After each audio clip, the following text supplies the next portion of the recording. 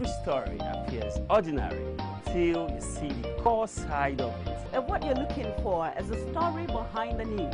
We bring it to you from Lagos, the commercial capital of Nigeria. Giving you all sides and political stories round the clock. Every detail from the start line to the final whistle. CoreTV News, expanding your view.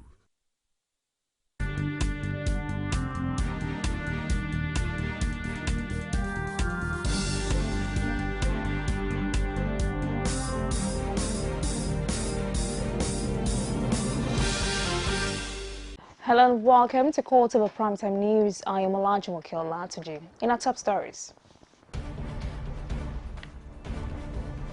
President Muhammadu Buhari to participate in the third summit of Indian-African Forum in New Delhi, India.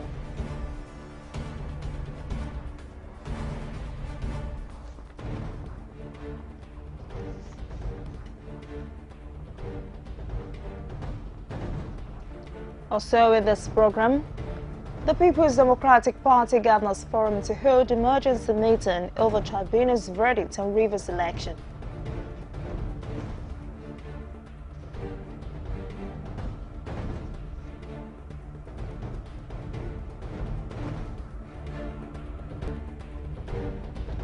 Joint task force team combs Federal Capital Territory, Lagos and other towns for Boko Haram suspects.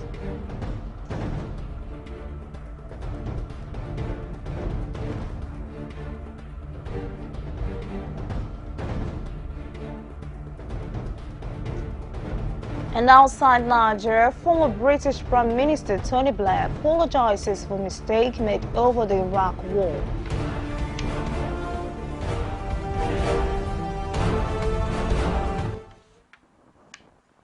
And thanks for joining us tonight. President Muhammadu Buhari will leave Abuja on Tuesday from New Delhi to participate in the third summit of the Indian-African Forum, which was established in 2008 as the official platform for the advancement of mutually beneficial relations between India and African nations. President Buhari, the Indian Prime Minister, Narendra Modi, and other participating heads of state and government at this year's summit, which follows the second summit held in Addis Ababa in 2011. Will deliberate on issues currently of common concern to their countries, such as climate change and international terrorism. They are also expected to discuss additional measures aimed at boosting joint collaboration to accelerate the pace of socio-economic development in Africa and India, as well as further cooperation for the alleviation of poverty and the eradication of hunger, disease and illiteracy. He will also meet with chief executive officers of Indian companies with existing or prospective interest in Nigeria before returning to Abuja on Friday, October 30th. A joint task force team comprising the personnel of the police, Department of State Services, the military and Nigeria Security and Civil Defense Corps has been combing the Federal Capital Territory, Lagos and other towns for Boko Haram suspects and their sponsors. It was learned that a task force which was set up by the Inspector General of Police, Solomon Arase, has been mandated to carry out massive operations against the sect members who were suspected to have infiltrated different parts of the country. The DSS had on Friday arraigned in court about 45 terror suspects who were arrested for plotting to bomb Dolphin Estate in Lagos. The suspects were subsequently remanded in Kirikiri prisons by the Solo Magistrate Court. As part of the operation to apprehend fleeing terror suspects, the task force last Wednesday raided a black spot in Yaya, a satellite town in the FCT, where it arrested about 30 suspects. It was learned that intelligence teams successfully arrested the masterminds of the Yaya and Kuja bombings, 5 of whom were picked up in different parts of the FCT in Ido village and Karamajiji, along Airport Road in Kualaka area in Suleja, Niger State. While the Chief of Army Staff, General Takur Buratai, has set up a board of inquiry to investigate alleged involvement of officers and soldiers in partisan politics, especially during the April 11 elections. Buratai disclosed this on Saturday when he met with officers of the 1 Division of the Nigerian Army in Kaduna State, northwest Nigeria. He said the board would investigate the alleged unprofessional and unethical conduct of some army personnel during and after elections, especially their relationships to the political class. Lieutenant General Buratai explained that the essence of the probe is to prevent future unprofessional conduct by officers and men in the performance of their constitutional roles, stating that any officer found wanting in such unprofessional act would be punished according to military laws and ethics. Buratai also stressed the need for them to collaborate with other security agencies in the fight against insurgency and other related crimes across the country. The People's Democratic Party and Governor Nyesom Wike of Rivers State has launched tirades in the judiciary moments after the state's governorship election petition tribunal sacked Wike as Rivers State's governor. The tribunal had said the election that brought the governor to power was characterized by malpractices and not held in substantial compliance with electoral laws. The party has declared that the judgment cannot stand, while Wike branded it as a gang-up against the people of Rivers State. PDP's National Publicity Secretary Olusemeto slammed the verdict as completely bizarre and unacceptable.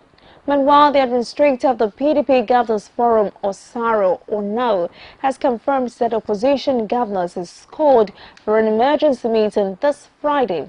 He says, and I quote, "Yes, it is true that the PDP governors have called an emergency meeting, which is holding for Friday, to discuss the judgment and take a joint position on them." End of quote. Some opinions have it that unless technical education is prioritized in the country, Nigeria's quest for technological advancement and scientific breakthrough, as well as Vision 2020, may not be achieved.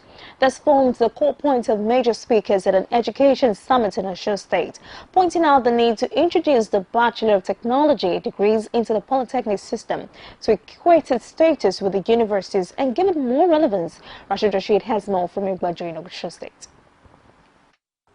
Traditional rulers, academics from various tertiary institutions across Osun State, students, politicians, the Registrar and Chief Executive Officer of JAM, Dibu Ojeduro, former Governor of Kano State, Senator Rabiu Musa Kwankwaso, and Governor Rauf Aregbesola of Osun State are all gathered under this tent. They're here to deliberate on how to reposition the polytechnic education and bring it at par with the university education in Nigeria. Fortunately, like I said, application of candidates into polytechnics has been dwindling year in, year out. It's unfortunate because we are paying lip service. Look, if we are now paying lip service to polytechnic education, my God, we are deceiving ourselves. If you want to reach where other nations are, we need to develop our polytechnic education. The speakers, who laid emphasis on the introduction of more technical and vocational education in the polytechnics, regular training of lecturers for optimal performance, also advocated for the introduction of Bachelor of Technology degrees, BTech, in all polytechnics to help bridge the wide disparity gap. Sincerely, technical education is the answer. Technical education will help us. It will provide education. It will develop us technologically. The issue of CBT, I want to say, is also a way of developing us technologically. And if we want to develop, want to be like other countries, we just have to face the truth. We can never reap where we never sow. The polytechnics in Britain were the ones that we inherited. They were offering HND, ND, and things like that. So, as our colonial masters, they introduced it to us. But since then, they have changed, and we refuse to change. But the host, Governor Rauf Aregbesola, and former Kano State Governor, Senator Rabiu Musa Kwankwaso, the degree attained at the end of either the university or polytechnic education should not be the determinant of one's future. So I deliberately chose to go to the polytechnic. It was not a mistake on my own part. It was a mistake. But the truth is, whatever was the basis of your choice, it must not be an albatross on your neck. Don't wait for big tech. Don't wait, because it might never come in Nigeria. Don't wait. No, the dream of big tech has been there since when I was there. Nigerian will tell you, we were the first set of Nigerian students that protested discrimination against polytechnic education. But take your destiny in your hand. My conclusion, as somebody who has gone through the craft school, technical school, polytechnics, and universities, is that I think we need to do some attitudinal change within ourselves. We are different people. Even people from this town are different in many ways. It doesn't matter.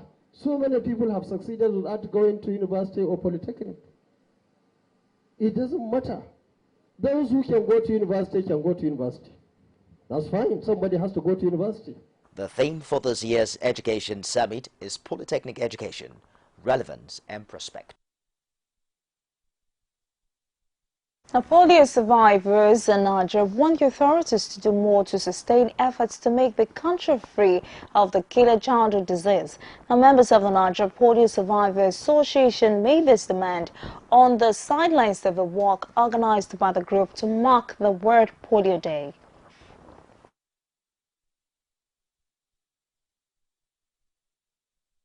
The thing behind this is for us to create awareness about the polio in the world, because today is, tomorrow is the World Polio Day. Today is 24th, which is World Polio Day, and we believe in Nigeria we are wanting to celebrate this because we have been delisted, among the polio endemic country, and as well as Nigeria today is almost 15 months without polio in this country, which has never been, in existence before. So it's worth of celebration. That's why we're here as polio survivors to join this progress, this development, and to also solicit for Nigerians to give more support to the initiative of government by eradicating polio in this country. You're still watching CoreTV Primetime News. So take a quick break. I'll be back on my stars. Please stay with us. It's a new dawn in Nigeria, and the mantra is change. The wind of change is blowing all over Nigeria and beckons to you. One sure way to respond is to perform your civic duty, pay your tax. With taxes, government generates revenue to fulfill its electoral promises, ensure regular power supply, provide good security, standard education, medical care, true total change. Individuals and corporations enjoy specific benefits, rights and privileges for paying taxes and avoid the consequences and penalties of not paying. Oil revenue is no longer sufficient to bring desired change, but your tax can. It pays to pay your tax. A message from the Federal Inland Revenue Service.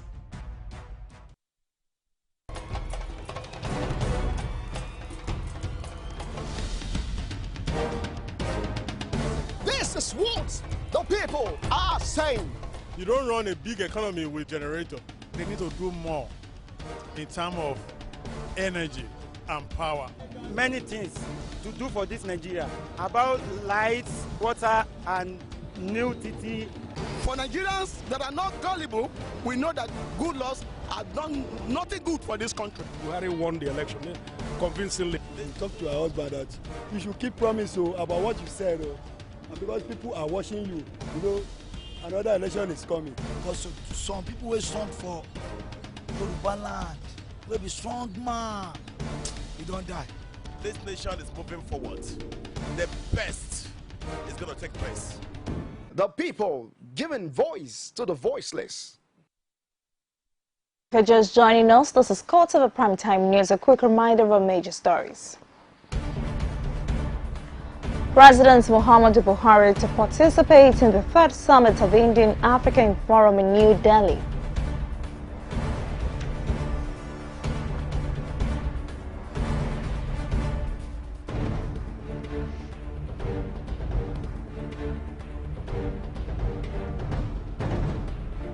The People's Democratic Party Governors Forum to hold emergency meeting over tribunal's verdict on Rivers election.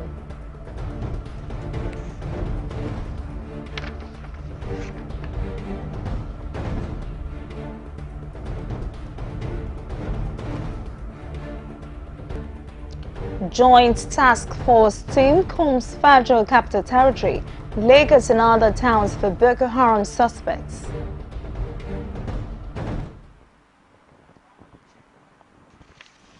For more on news and other programs, please visit our Facebook page at www.facebook.com/CoreTV News. You can also follow us on Twitter at CoreTV News NG. Also visit our YouTube channel at youtube.com/CoreTV, space the news. In view of the need for various tribes residing outside their state of origin to identify with the leadership of where they reside, the Yoruba community in Plateau State paid a courtesy visit to the Plateau State Government House to assure it of their unalloyed support. Our correspondent has the details.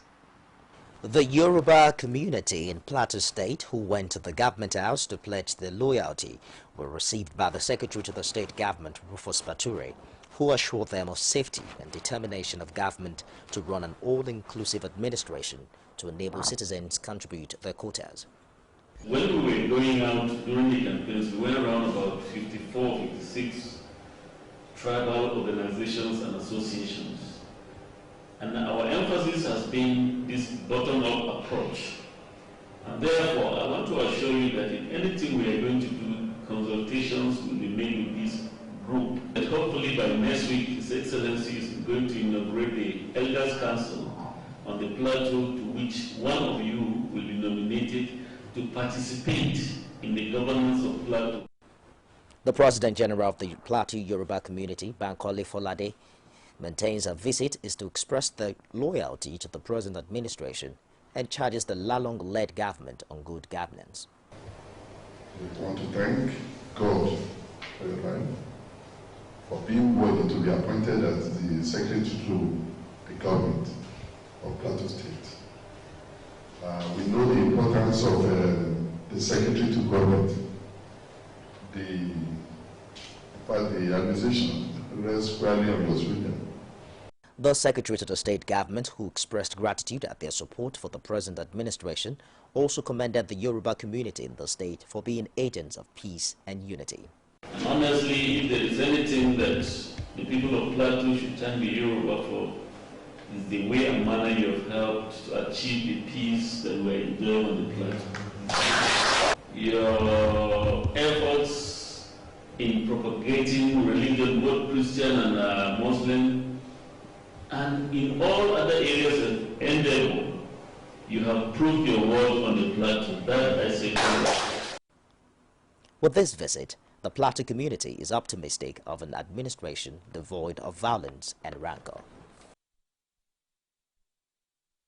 Now, still in Plateau State, the snake invasion of some communities like Kanker, Punction, and Langton South and North areas in Plateau State this year alone has reached an alarming rate as the medical centers in those communities have run out of drugs. Our correspondent has the details once again. Some of the common snakes found in infested areas include carpet vipers, puff adders, and pythons. At a visit of our crew at Miko Memorial Clinic in Ampel, Kanke local government area, 5 victims were still on admission, while 20 had been discharged. Most of the victims said they were bitten by the snakes while on their farms. Secretary of Kanke Local Government Council said most of the victims chose to seek traditional help, thereby making it difficult to ascertain the actual number of affected people. We are going to do our best to see how we can collaborate, we can come in, so that where there are lapses, we will try to, cover up, so that together we would make our communities. At Comprehensive Health Center, Zamko Langtang North, several victims were found on admission at the female and male wards, as well as the pediatric unit. Assistant Superintendent of the Health Center, Dr. Jili Damdan, said that last week, all beds in the hospital were occupied by snake-bitten victims. The point they were giving it free to patients. But when that one got exhausted, the hospital now had to liaise to see how they could buy. So the major challenge most of the patients do have is the issue of finance. Yes, cost. Immediately you come, whether you pay or you don't pay, we just give you the start dose. But in an event where you do not close, we expect you to deposit something before we give. So some people, because of lack of funds, they may have to stay 1, 2, 3, 4 days without being able to secure or to purchase the anti-snake venom. So those are the things that may eventually lead to either complications or even mortality. We agree that there is a little upsurge in the cases. Local governments, authorities, should begin to conscientize our people. Since the area is endemic with snakes, go to your farms with rain boots. Cut grasses around your compound and around your farms. Ensure that you just buy gloves and use. It is expected that government and relevant agencies will make these communities safer for residents.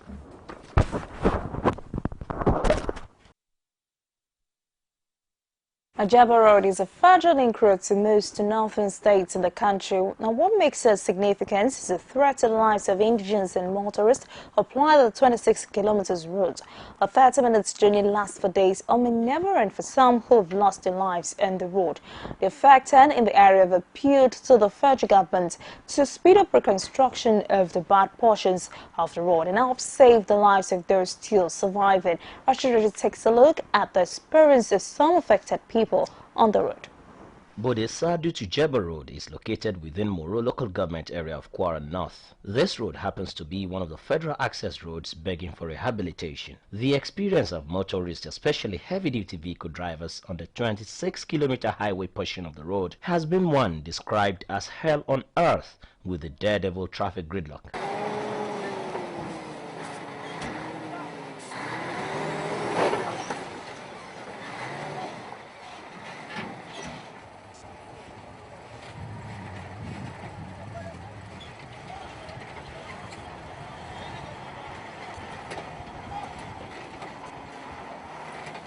Vehicles take turns to maneuver the bad portion of the road to avoid a fall, like some unlucky motorist who fell victim of a great fall by the roadside. Narrating his ordeal on the road in question, this driver says he has spent 4 days on the road on an occasion when he got stuck due to the bad road. I'll be here some Monday, so Sunday now. But now we don't do here now, no way, no going, no coming. So we don't know what to do now. Maybe people can try to tell Oga Buhari she help us for this road. But we don't tire. Despite the huge risk involved, some of these drivers scooped fuel from one of the fallen truck carrying fuel to one of the northern states. On what has been the effects of bad roads to the economy, the Secretary of Jeba Council of Indigents laments that most of the citizens find it difficult traveling home, as some of the programs and activities of the community has been either cancelled or postponed due to the hindrance posed on traveling. Honestly, it is very disastrous, sir.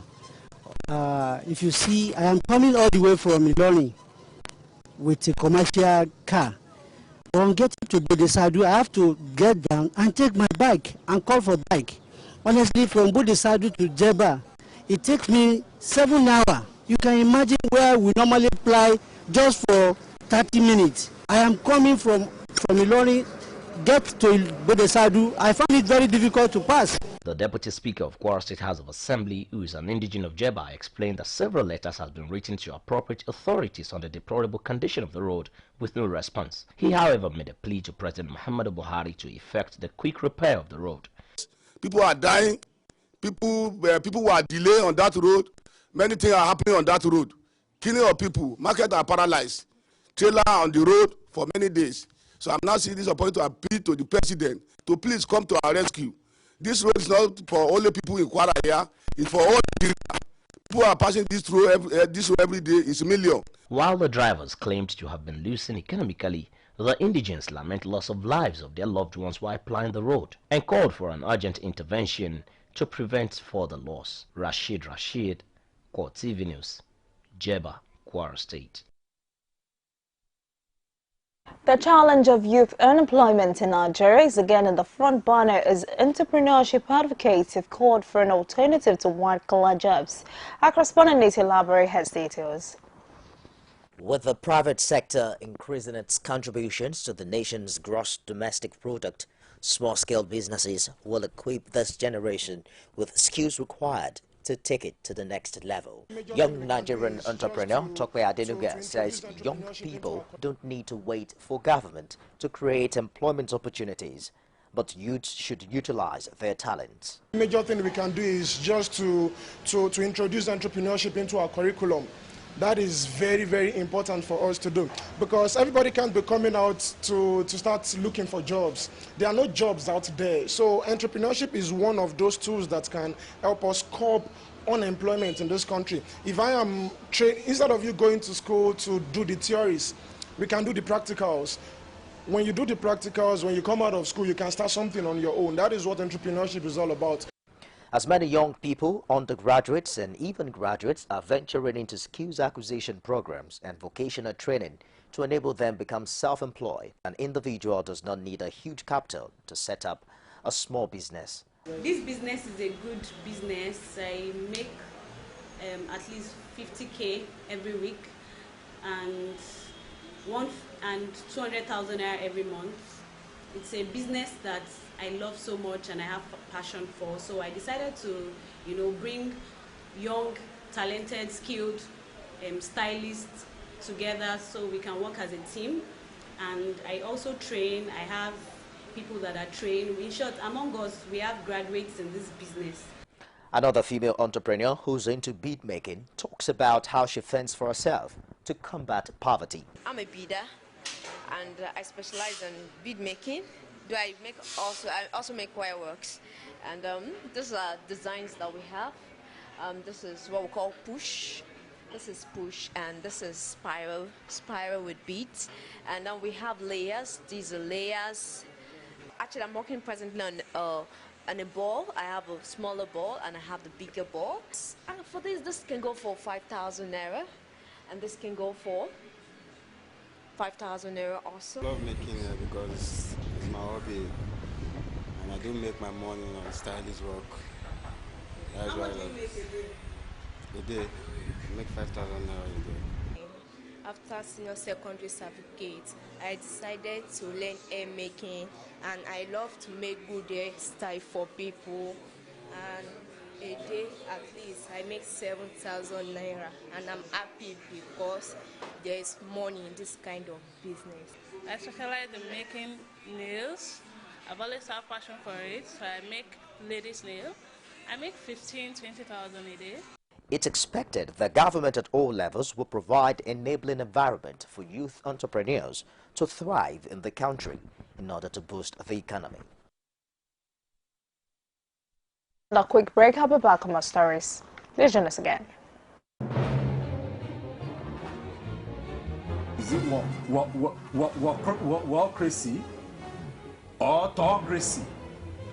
Or what type of crazy is that? Except crazy. News making the headlines. Black Maria is to carry criminals, child looters that are in government today. Sometimes it gets confrontational. Slap you in the face. Excuse me, don't put words into my mouth. Whatever it is that will bring our military to disrepute, I say to hell on Core Digest. I want to know why I should be believing them. Every weekday, we bring all of these together and take them to the court of public opinion. Everybody has the right in Nigeria. Where you are the judge.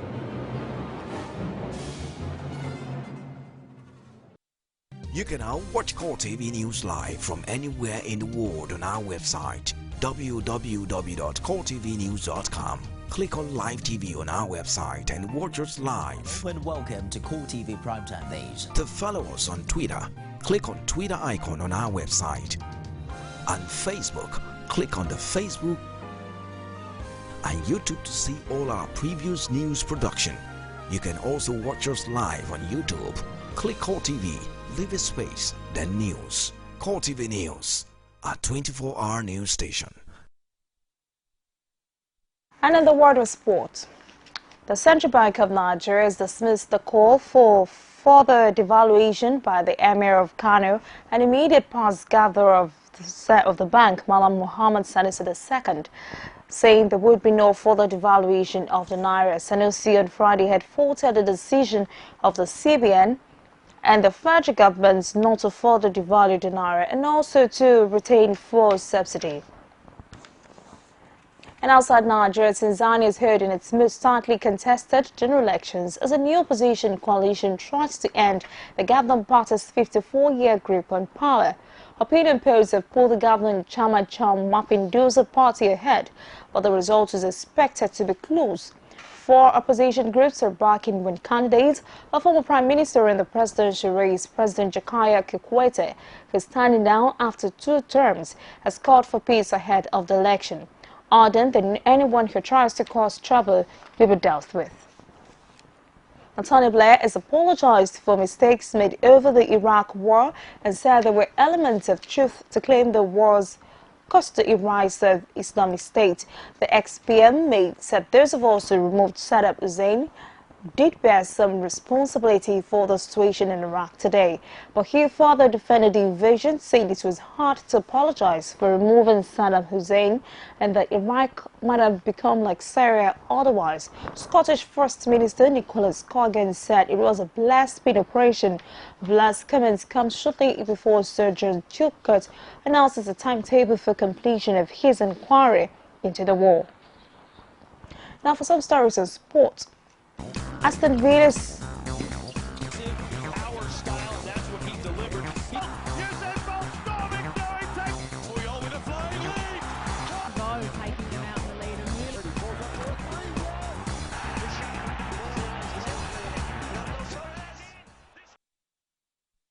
Aston Villa sacked manager Tim Sherwood after 8 months in charge, with the club 19th in the Premier League table.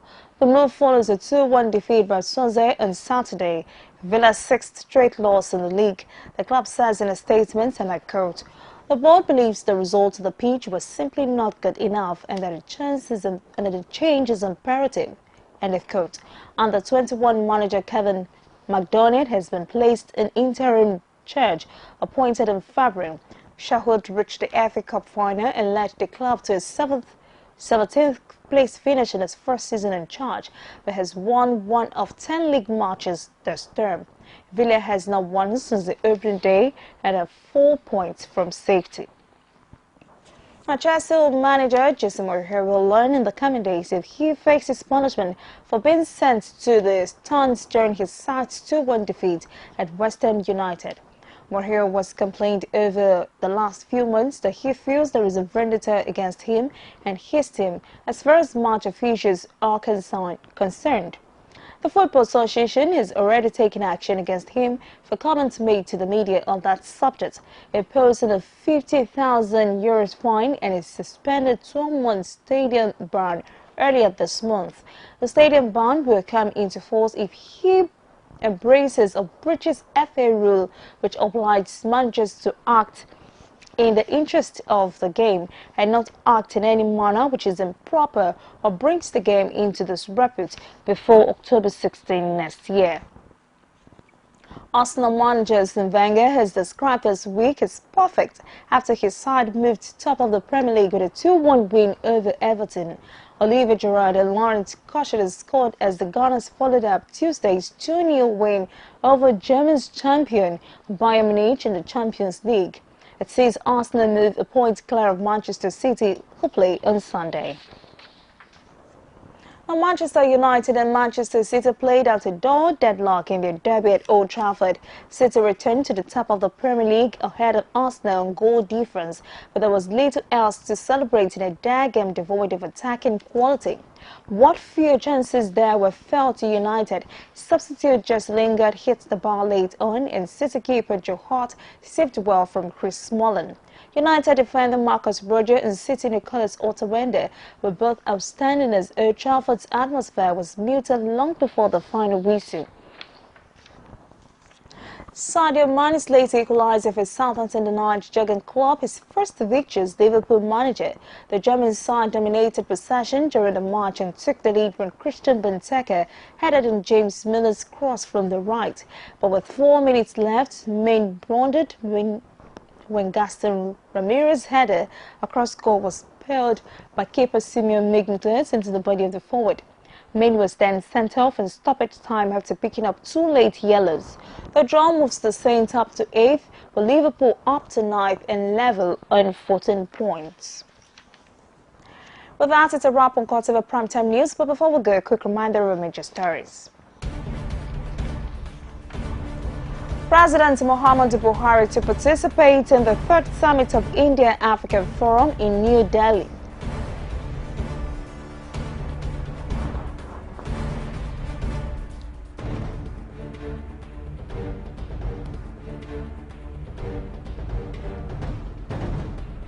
We'll also bring a report that the People's Democratic Party Governors Forum to hold emergency meeting over tribunal's verdict on Rivers election.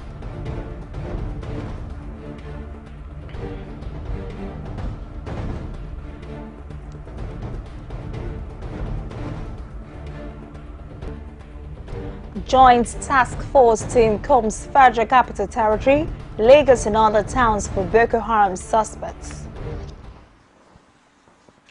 Many thanks for staying through with us. I am Elijah Bakil. You do have a wonderful night ahead.